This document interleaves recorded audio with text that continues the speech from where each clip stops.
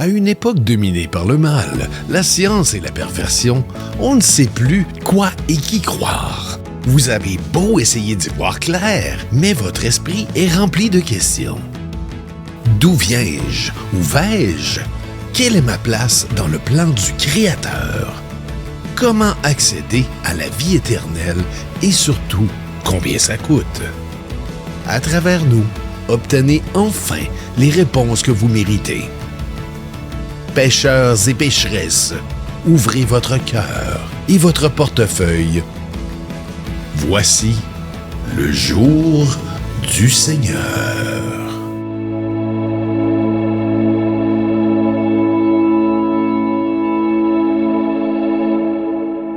Bienvenue au jour du Seigneur. Aujourd'hui, nous allons explorer les limites du possible. Enfin, ce que l'on croit être les limites du possible. Vous voyez, ce prêtre, ce religieux, il n'est pas en train de se faire crisser dehors. Non, non, non. Il s'envole vers les cieux grâce à l'aide de Dieu. Nous allons nous apercevoir que même si dans le monde temporel dans lequel nous évoluons, il semble y avoir des limites, des choses qui sont impossibles à réaliser.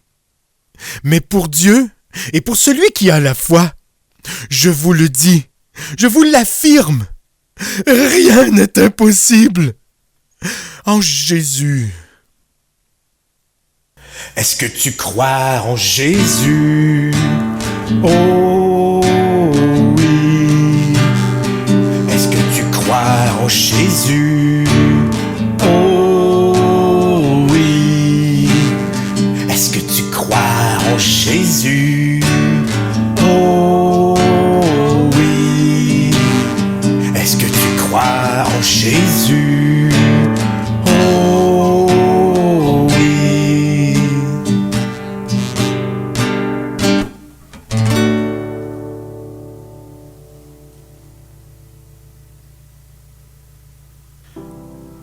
Mes frères et sœurs, dans la lueur de la foi, explorons ensemble les horizons pleins d'émoi. Que vos cœurs s'ouvrent comme des ailes d'ivoire, prêts à embrasser la magie, à vivre l'espoir. Dans le livre des cieux, chaque page s'envole, comme une mélodie céleste qui console. C'est la foi, douce symphonie divine, une harmonie qui dans nos cœurs chemine. Oui, les miracles dansent, éclats de lumière, comme des étoiles dans une nuit entière.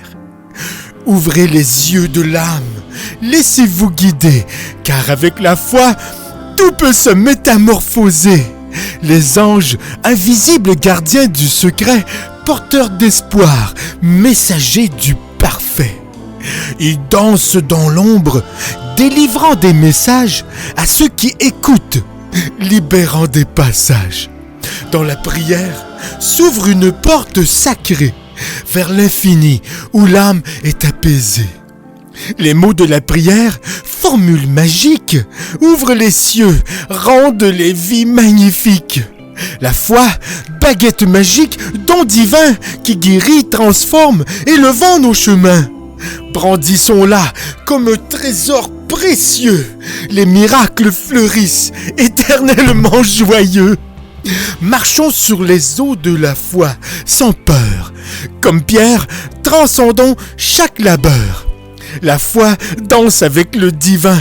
Chaque pas, une symphonie, une éternelle grâce là-bas. Que cette exploration résonne comme un écho. Dans nos cœurs, la foi, cette douce ardeur qui croit. Main dans la main, sur le sentier des cieux, que la magie de la foi illumine nos vies précieux. Frères et sœurs, que chaque moment devienne une célébration, une danse sacrée qui soutienne. Avec la foi, héritier des miracles et des anges, que la magie divine transforme nos vies en louanges. En Jésus. Sème, sème, sème, sème, sème ta graine. Sème, sème, sème, sème, sème ta graine. Sème, sème, sème, sème, sème ta graine. Sème, sème, sème, sème, sème ta graine. En Jésus. En Jésus. Cette semaine, je vous fais découvrir un personnage historique qui n'avait rien pour lui. Quelqu'un de pauvre, d'un peu limité, mais qui a su tout de même s'élever vers les plus hautes sphères de la sainteté. Et vous allez voir, il s'est élevé d'une façon spirituelle, évidemment, mais aussi au sens littéral. Découvrez l'histoire de Saint Joseph de Cupertino. Voici donc l'histoire de Saint Joseph de Cupertino. Oui, je viens de le dire. Qui a accompli l'impossible.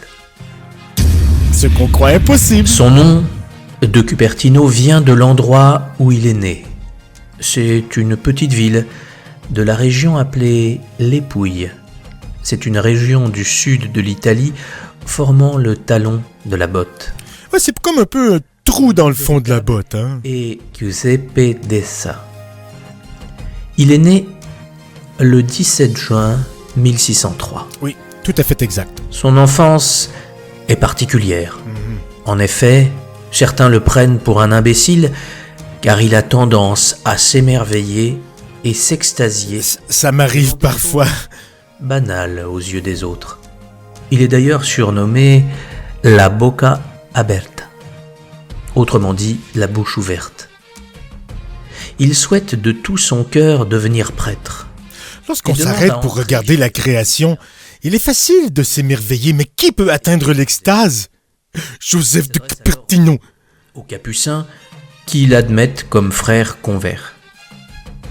Mais il continue de s'extasier, ce qui le rend parfois inapte au travail, et de ce fait, il sera bientôt renvoyé. Ah là là là, quel malheur. Joseph vit cela comme un arrachement. Finalement, les frères mineurs du couvent de la Grottella l'accueillent en tant qu'oblat. Oblat. Oblat est un mot désignant un laïc qui est donné ou se donne à un monastère qui l'accueille pour lui permettre de vivre certains aspects de la vie. Même s'il n'a pas pu être accepté comme frère, il se consacre au Seigneur. Donc par de basses besognes. Il sera récompensé, vous verrez. Et des soins de la mule du monastère. Pourtant, tout le monde va remarquer sa grande humilité. Évidemment, quand notre travail c'est de torcher la mule, ça prend beaucoup d'humilité. Et Joseph de Cupertino, il en a à revendre. Il finira par être admis comme religieux et vous voyez? deviendra frère Giuseppe, soit frère Joseph en français. Joseph, oui. Seulement, Joseph souhaite toujours devenir prêtre, mais vu qu'il ne sait ni lire ni écrire, cela semble impossible. Ça rend l'étude plus compliquée. Pourtant, avec patience et humilité, Il faut écouter des cassettes au lieu de lire la Bible. C'est dur de mémoriser. Pas de grands résultats. L'examen d'admission aux ordres arrive. Frère Joseph prie la Vierge et lui demande son aide. L'évêque de Narto, Jérôme de Franchy, interroge Joseph. Il ouvre l'Évangile et demande d'expliquer un verset de la Bible. Beatus venter qui te portavit. Ah, c'est beau. Heureux le saint qui t'a porté. Porté, oui. Chose des plus incroyables, il s'agit du seul verset que Joseph a étudié et il en fait un commentaire remarquable. Que ça donne ben.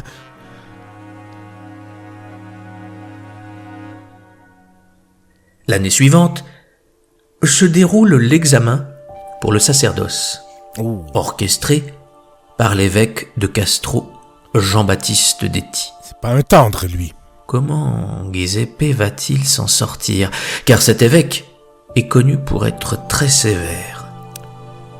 Alors qu'il ne sait pas lire ni L'évêque écrire. d'Éty interroge les premiers de la liste, qui répondent si brillamment que l'évêque est passablement impressionné.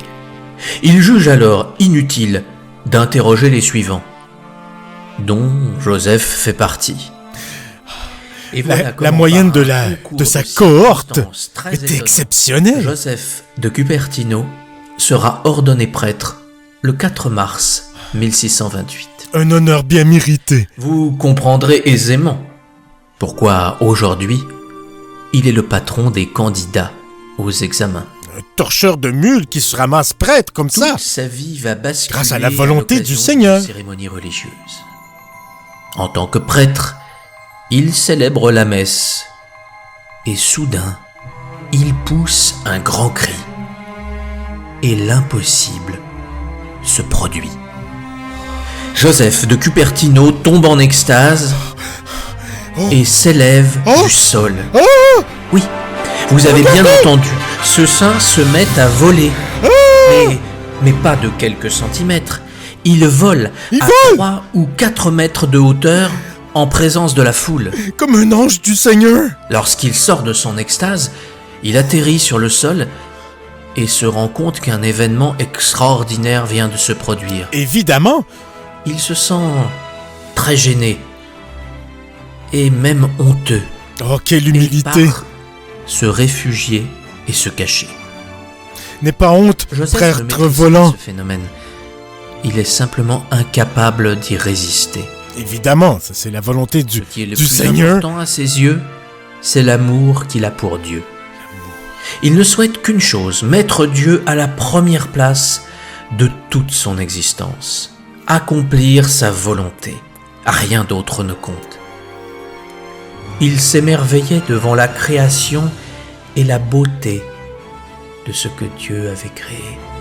Il lui est arrivé de léviter en regardant une simple coquille d'oursin Toute la création rendait du grâce à Seigneur Dieu est magnifique. pour avoir créé un objet aussi magnifique. Du Il crottin savait couvrir humble la de la beauté mule Dieu jusqu'à la avec majesté sa création. de l'oursin.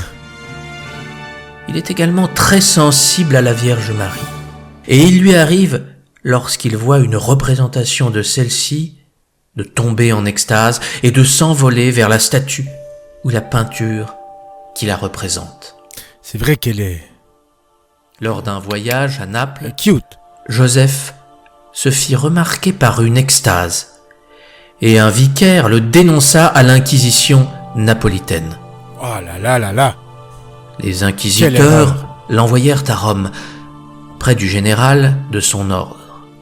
Au début, celui-ci était très méfiant, en considérant tout ceci comme une mascarade. Quel manque de foi Mais- déplorable.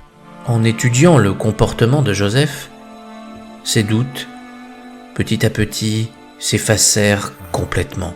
Il fut touché par la simplicité, l'humilité et par les prodiges de Joseph. Regardez, il se met à genoux pour le toucher. présenté au pape Urbain VIII. Oh, le pape. Quand on explique à Joseph qu'il se trouve devant le serviteur des serviteurs de Dieu, il se prosterna pour baiser les pieds du pape et entra en extase. À ce moment précis, Ça devait être il toute une s'envola paire de pieds. jusqu'au plafond de la salle d'audience. Jusqu'au plafond. Urbain VIII fut tellement impressionné qu'il déclara « Si frère Joseph mourait sous notre pontificat, nous voulons servir de témoin à son procès de canonisation pour déposer du prodige dont nous venons d'être témoins. Oui, c'est bien cela. C'est bien ce qu'il a dit. Mais Urbain VIII mourut en juillet 1644, bien avant Joseph, et ne put donc pas témoigner. Quand Joseph de Cupertino entre en extase, ses membres restent invariablement dans la position où l'extase l'a surpris. Oui. Et la lumière divine... On ne peut plus en bouger lorsqu'on C'est-à-dire lévite comme les ça. bras Et c'est étendus. dangereux de faire ça à l'extérieur parce qu'il n'y a pas de plafond pour les nous yeux tournés arrêter. vers le ciel, quelquefois assis, quelquefois dans la position d'un homme qui marche, et rien ne peut l'arracher à cette position. On le pique avec des aiguilles, ou on le frappe avec une barre de fer, on le brûle avec des bougies, et rien ne parvient à l'arracher à la vie extatique. Quelle incrédulité de le tester comme ça. Revenu Mais je suis à certain l'état qu'il a normal, offert cette il souffrance s'excuse de en ce offrande qu'il appelle au Seigneur. étourdissement. Les actes de canonisation ont retenu plus de 70 exemples de cas où il a lévité. Très bien documentés et attestés. Sans compter les autres fois. Il y en a donc eu très certainement bien plus. Oui, exactement. Il a dû s'envoler plus d'une centaine de fois comme cela. Il disait la phrase suivante. Quand dans le fusil la poudre s'embrase, elle projette à l'extérieur la décharge dans le fracas de la détonation. Ainsi en est-il du cœur extatique, embrasé par l'amour de Dieu. Quoi de mieux qu'une arme à feu, hein, pour imager la puissance du Seigneur. Des individus et même, parfois, des animaux. Oh. Joseph un jour caresse un agneau en pensant à la création et à la beauté de Dieu. Oui. Il s'élève du sol avec l'agneau dans ses bras. Oh. Celui-ci ne sera pas paniqué et Joseph redescendra. Car l'agneau ressent l'amour de Joseph et du Seigneur. Ces lévitations pouvaient aller très haut. Le record a été à 7 ou 8 mètres du sol. Il était capable de plus de voler d'une distance à l'autre et il volera à plusieurs reprises au-dessus de la foule ébahie. Wow. Parfois, même, ces lévitations provoquaient des guérisons. Balthazar Rossi. Quand la force du Seigneur est ainsi concentrée, ça peut, comme on dit, revoler, éclabousser les croyants, les malades qui sont des pieux et qui méritent une guérison. Les miracles, ce n'est pas toujours un événement singulier. Hein? Le Seigneur aime bien éclabousser un peu partout. Puis, il l'a redéposé par terre et l'homme était totalement guéri. Voilà. Tous les témoins qui ont assisté à cette scène ont raconté la même chose et ont attesté de la guérison. Après la mort d'Urbain VIII, le nouveau pape fut beaucoup plus dur avec Joseph. Encore un incrédule. Innocent X était agacé par les prodiges de Giuseppe. En effet, sa réputation de sainteté s'étend alors comme une traînée de poudre et on vient le consulter de partout. Il lui vole Même la vedette. Les rois et reines de l'Europe veulent le rencontrer. Le pape considérait que frère Joseph éloignait les chrétiens de la foi. Ainsi, il chargea l'inquisiteur. C'est pour ça que l'Église catholique s'est pervertie. Les papes en sont venus avoir des égos démesurés et voulaient être vénérés au lieu du Seigneur. Tandis que le frère Giuseppe de Cupertino, de faux sombres. Lui, c'était le real deal. Il refusait que l'on puisse rencontrer frère Joseph. Il fit pourtant une exception avec Jean-Frédéric, duc de Brunswick et de Hanovre. Ce cher vieux Brunswick. De Calembert. Le pape ne fit pas cette exception c'était un pour la beauté Calembert du geste, mais par intérêt. En effet, lorsque le prince put constater une lévitation de frère Joseph, il fut totalement bouleversé et se conduit. Comme Thomas, il a dû voir pour croire. Innocent X, et il a été servi. Le 7 janvier 1655, et le nouveau pape, Alexandre VII, fit libérer Joseph et le fit conduire au couvent d'Osimo. Lorsqu'il y arrive, on n'emprisonne pas les saints sauvages. Le lieu de mon repos. Et c'est effectivement là qu'il mourut le mardi 18 septembre 1663 à l'âge de 60 ans. Il fut béatifié par Benoît XIV en 1753 et canonisé par Clément XIII le 16 juillet 1767. 60 ans, ce n'est pas très vieux, vous allez dire, mais à l'époque, c'était plus vieux et des fois, le Seigneur est plus pressé de rappeler ses favoris dans son giron céleste. Joseph de Cupertino a assurément marqué son époque et bouleversé des milliers de personnes qui ont assisté à ces prodiges. Des milliers, hein? Comme je l'expliquais au début de la vidéo, l'histoire de ce saint est attestée par des documents historiques inattaquables. Inattaquables. De plus, des preuves en béton armé. L'Inquisition à son époque, il aurait été impossible de pratiquer de la prestidigitation ou autre illusion de ce genre. Saint Joseph de Cupertino a bel et bien volé et a réalisé bien d'autres. Un truc une fois, 2 fois, mais là, il a volé une centaine de fois. Okay. Là. Dans ma vidéo sur le miracle eucharistique, Ça suffit, les impies. comment est-il possible qu'un fait si incroyable ne soit pas le centre de notre attention? Comment se fait-il que ce saint soit aujourd'hui si peu connu? Ce qu'il a réalisé est la preuve que nous sommes bien plus que nous ne l'imaginons. Voilà. Nous sommes non pas de simples animaux évoluant dans un monde matériel. Nous sommes des âmes, des enfants de Dieu, promis à un avenir éternel et à des actes, pour certains d'entre nous, les plus pieux, exceptionnels. En Jésus.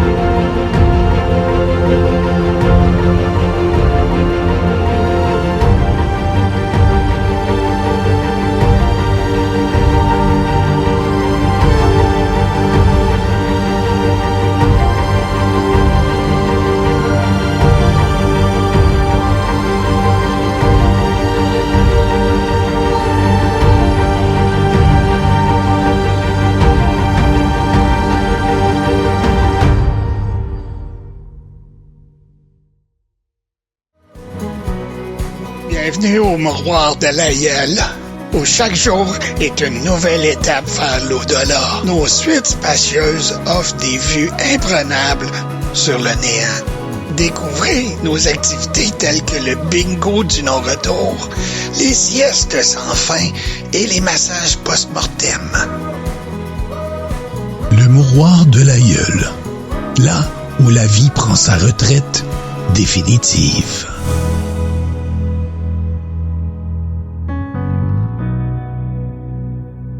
Souviens-toi de ceci. Oui, mais Jésus est là pour toi.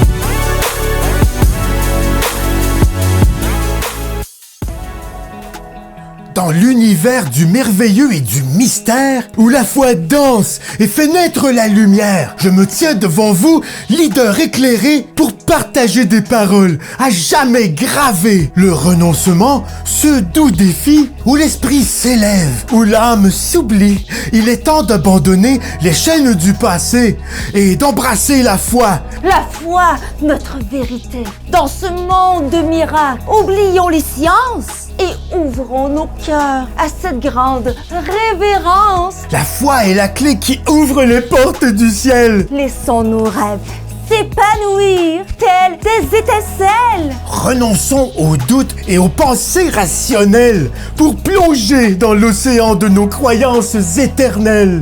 Car dans chaque geste, chaque murmure, la foi se révèle telle une délicieuse morsure. Le renoncement, c'est un pas vers l'infini. C'est une invitation à laisser libre cours à notre esprit. Oublions les limites de la réalité et embrassons la foi dans toute sa beauté. Ensemble, disciples, élevons nos voix pour célébrer cette foi dans tout son émoi. Dans nos cœurs, elle réside la flamme éternelle. Le renoncement est notre hymne, notre étincelle. Alors avançons dans ce monde enchanté Où les rêves se réalisent. où tout est illuminé. Le renoncement est notre guide, notre puissance. Dans cette danse, Faisons jaillir l'évidence. que chaque instant soit empreint de féerie. Que nos vies soient une symphonie. Le renoncement nous mène vers la vérité dans ce monde de foi où tout peut se réaliser. En Jésus.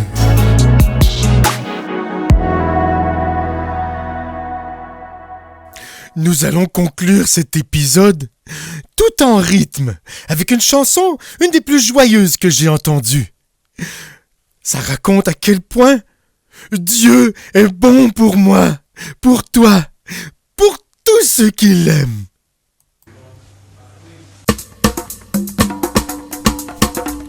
Ah déjà, hein, ça commence. Ouais, Hey, mon Dieu est bon pour moi. il est bon. Yeah.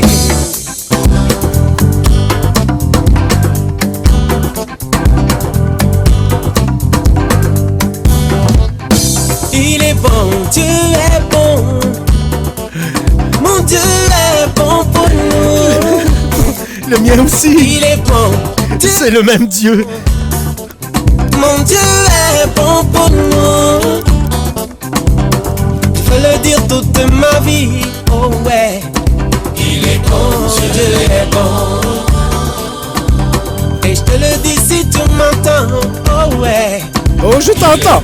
Dieu est bon. Dis-le. Il est bon. Il est bon pour moi. Il est bon Il est pour bon toi. pour toi. Il est bon, bon, bon. Il est bon, bon, bon, bon comme un bonbon.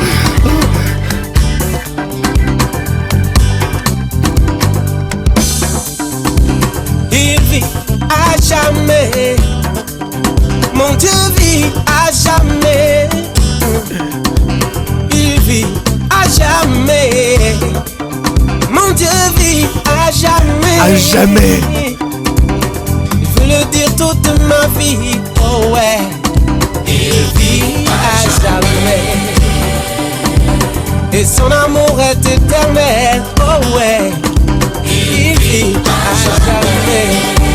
Dis-le. Il vit pour moi. Il vit pour toi. Il vit à jamais. Je sens que je vais m'envoler. Comme le prêtre Saint Giuseppe.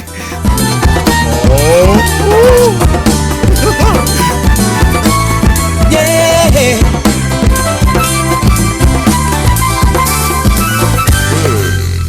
Oh, je vais jamais. Toba, c'est tout nouveau, tout beau, tout chaud. Dan Groove.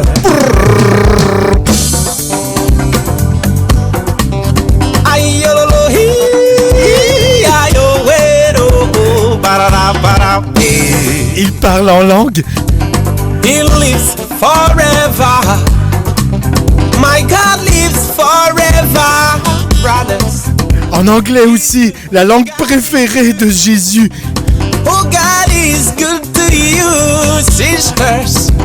I want to sing every day. Oh, yes. Il fait honneur au peuple choisi, le peuple élu de Dieu, les Américains d'Amérique. Hallelujah. Alléluia. God is good. Come on. God is good. Je sais pas ce que ça veut dire, mais c'est beau. He's good, good, good. Oh, God is good. God is good. He lives me. He lives for you. Je sais pas si c'est en anglais ou en langue, mais ça sonne bien. Il l'a un maudit, hein? Yeah. It's high.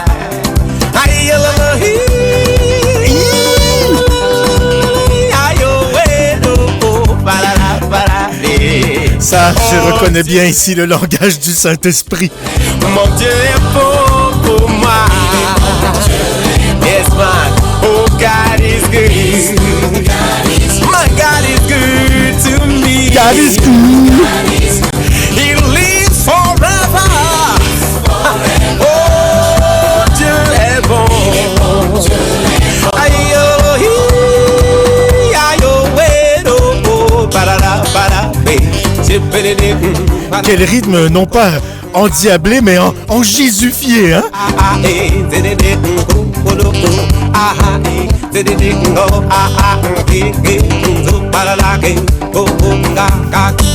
Dieu est bon. Mon Dieu est bon. Dieu est beau.